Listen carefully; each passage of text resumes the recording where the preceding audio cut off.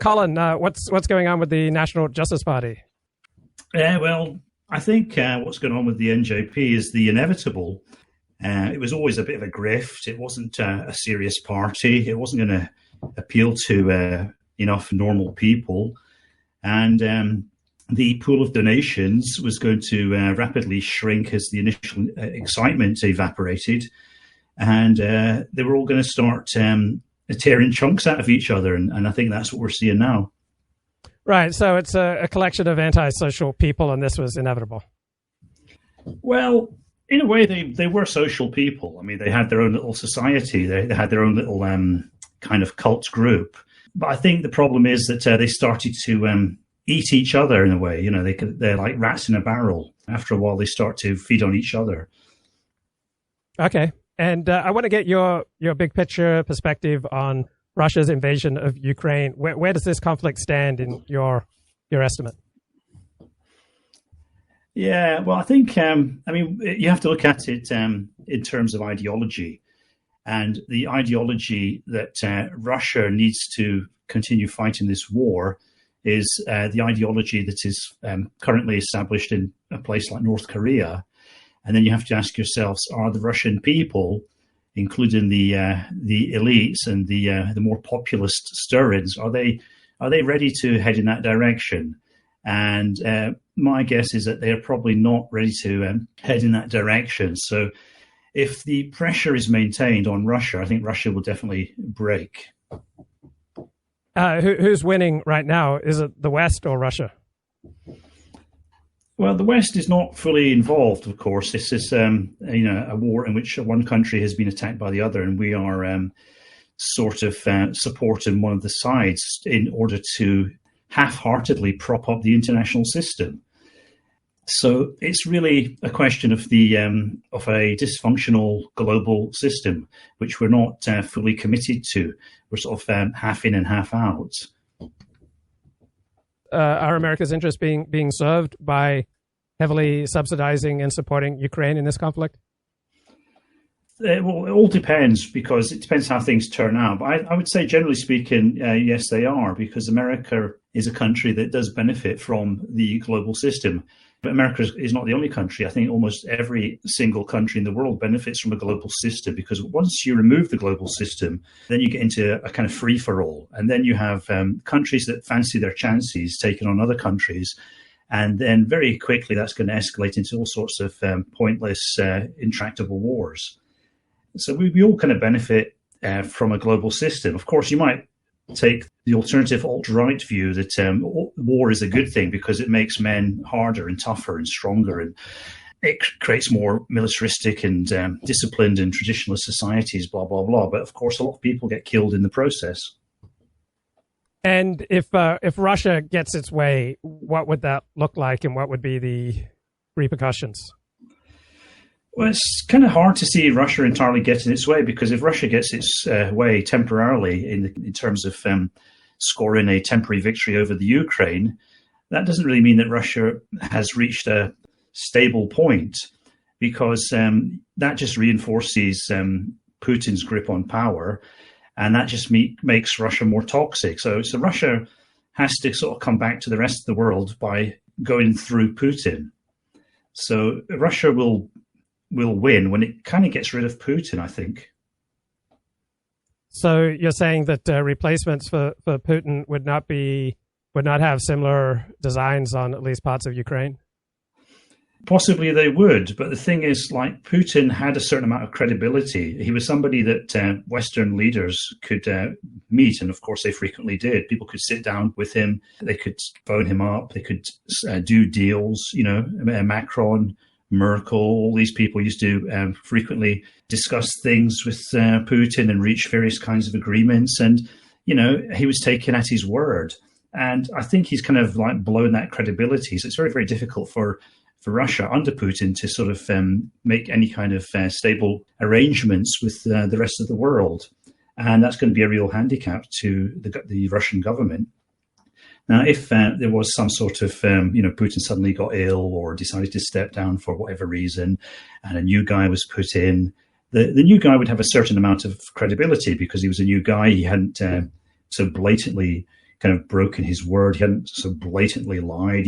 He could say that he wasn't involved in all the past misdeeds of Putin, like assassinating people in Western countries, spreading polonium about in Novichok and so on. And so it would be a kind of reset button. So that would be the reset button. So get rid of Putin is, to use that well-known phrase, the reset button. And I'd have to think that this war in Ukraine is great for China because it keeps American resources tied up in Europe. It keeps the brain power that we all only have so much, brain power and concentration ability focused in Europe, while China can continue on with its plans to expand in East Asia. And it keeps Russia particularly dependent on China. So I'd have to think that it's in China's interest for this war in Ukraine to go on as long as possible. It's not as simple as that. That seems to be a rather kind of populist way of looking at it, I think. I think if you were going to consult the elites and the experts, they would probably tell you that America isn't really committing very many resources to Ukraine. And there's plenty of military hardware in the Pacific region that would make a Chinese move against Taiwan extremely dangerous. Also, this war will serve as a kind of warning to China because, things turned out to be quite different from what this so-called genius Putin expected. And Xi Jinping is not quite as... I don't think Xi Jinping is such a gambler as Putin. I think he's a more cautious and careful personality. And so looking at what's happened to Putin's so-called 3-day operation, he would really think more than twice about getting involved in an attack on Taiwan, for example.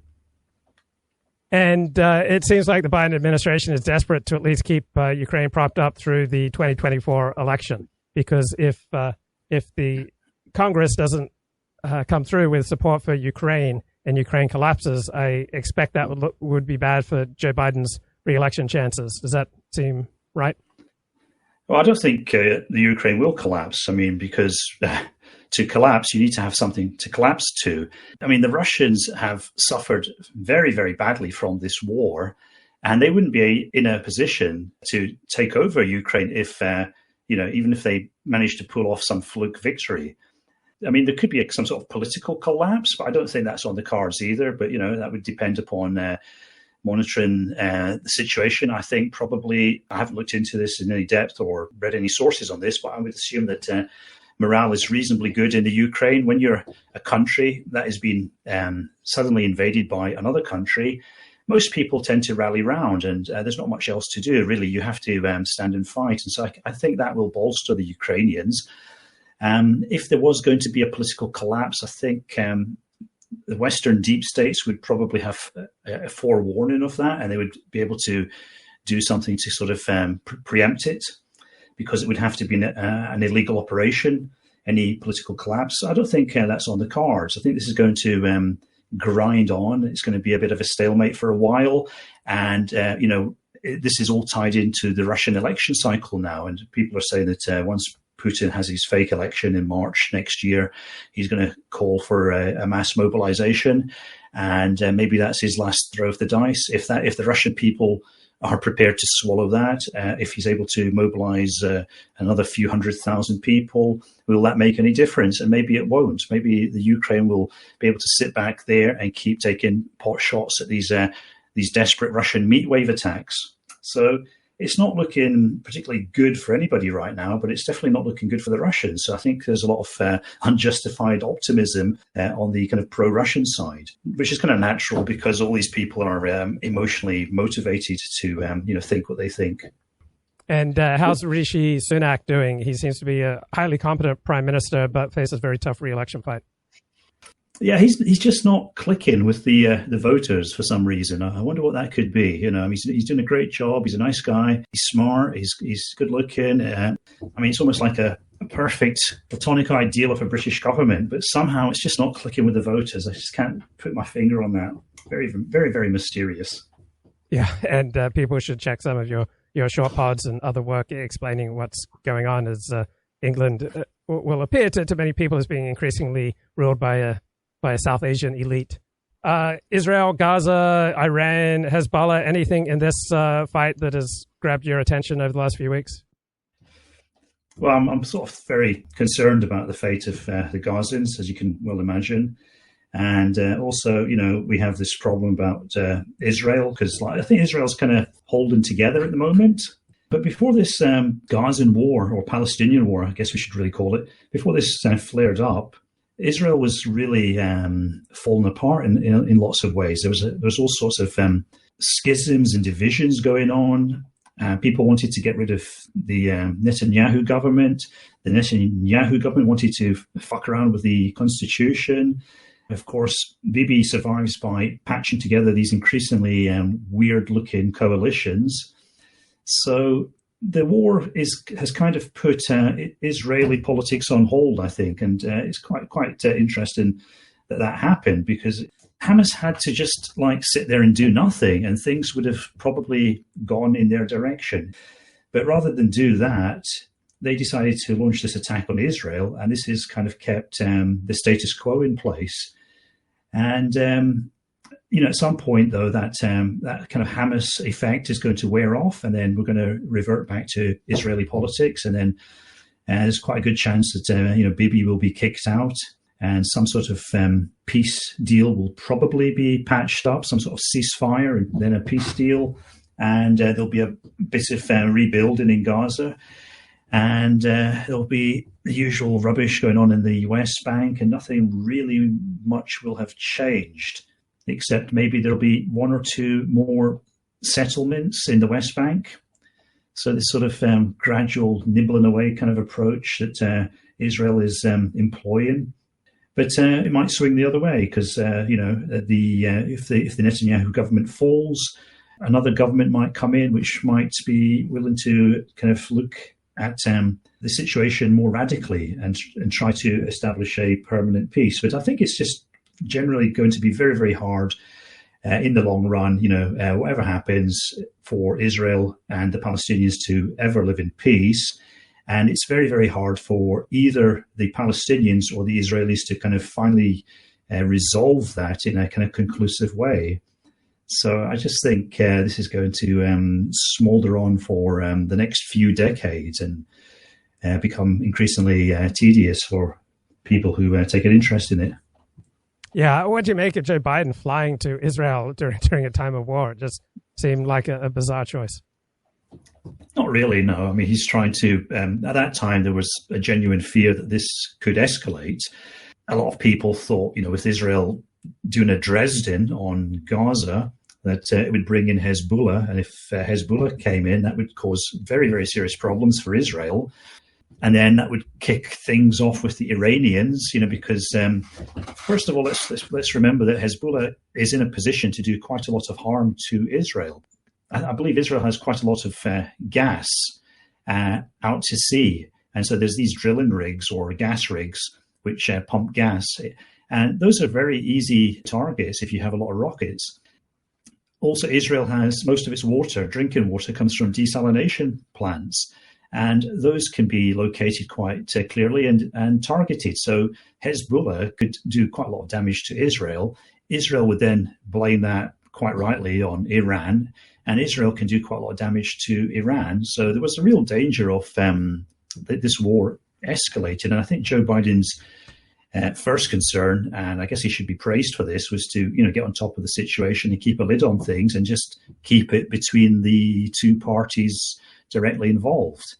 And yeah, I think he was highly successful in doing that, but he doesn't seem to be getting much praise at the moment for doing that. Yeah. Okay, Colin, I know it's late for you. So was there anything else that you wanted to hit before you hang up? Not this late, no. At this time of night, just want to hit the hay. So okay, thanks, anyway, man. Nice talking. Yeah, good Cheers, talking mate. to you. Cheers. Talk to you later.